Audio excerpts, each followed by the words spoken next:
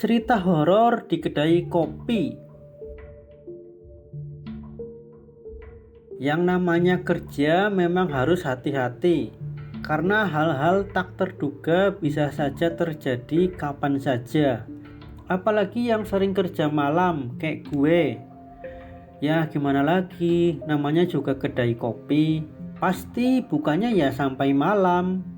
Dan ini kejadian pada tahun 2018 di kota Purwokerto, Kabupaten Banyumas, pas kafe lagi rame-ramenya sebelum akhirnya corona datang dan menyerang. Ya sama aja sih, biarpun ini namanya kedai kopi, tapi desainnya seperti kafe, hanya agar terlihat merakyat saja karena dekat dengan sekolah SMA. Jadi anak SMA betah karena desain kafe tapi harga kedai kopi.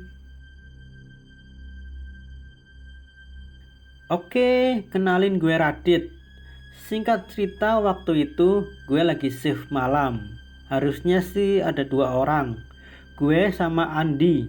Tapi karena tiba-tiba Mah Andi kambuh, dia terpaksa pamit pulang dan apesnya gue jadi sendirian.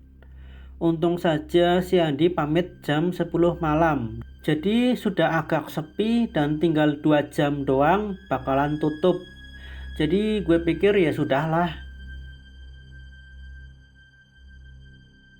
Pas jam 11 malam, pelanggan udah pada pergi semua.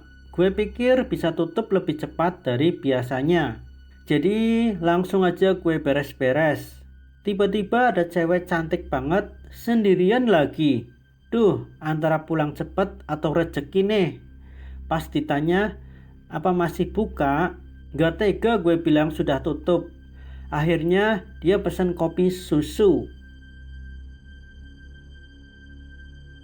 Nah, pas gue lagi bikin kopi, dia izin ke WC dulu dan suruh taruh kopinya di meja dekat jendela. Setelah gue taruh, ya gue tinggal beres-beres dulu di lantai atas. Setelah gue beres-beres, gue tungguin di meja kasir. Gue nungguin sambil merem-merem gitu, nahan kantuk lah ya. Sampai akhirnya pas jam 12 malam, tuh cewek gak balik-balik dari WC.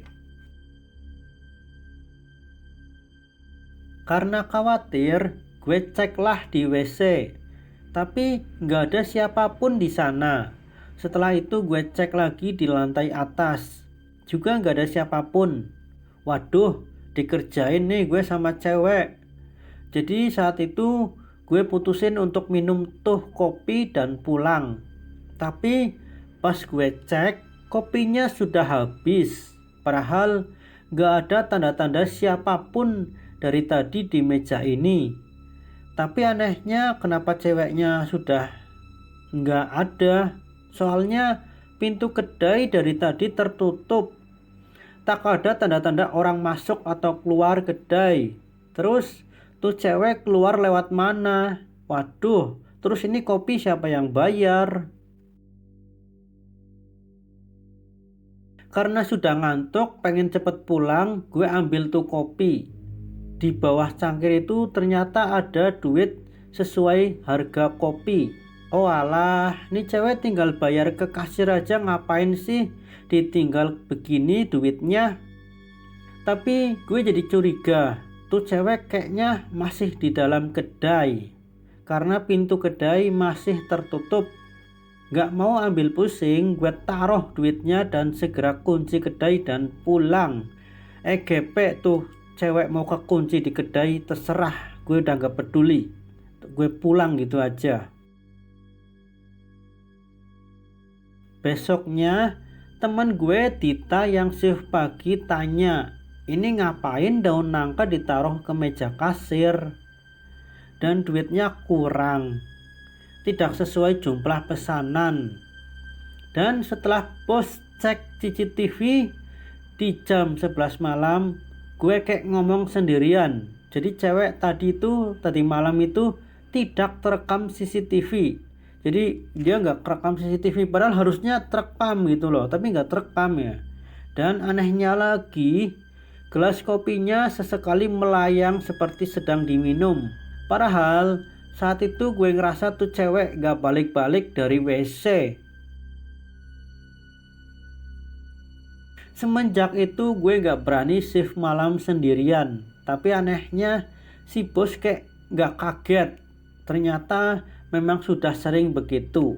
Makanya setiap ada daun nangka di meja kasir, si bos bakalan cek CCTV dan malah seneng. Iya, seneng dia, si bos tuh seneng dia. Di-upload di sosmednya dan selalu viral. Itu yang bikin si bos seneng. Cuma semenjak 1 bulan kemudian, gue pindah kerja sampingan di tempat lain. Gak betah gue kalau keingat kejadian itu. Apalagi gue masih kuliah. Jadi otomatis gue selalu shift malam, kecuali hari libur. Cerita hantu ini didapat dari seorang yang kirim email. Yuk kirim juga cerita seram kalian. Terima kasih telah mendengarkan cerita dari Kak Agi di channel Desa Gaib. Nantikan cerita-cerita selanjutnya. Salam merinding.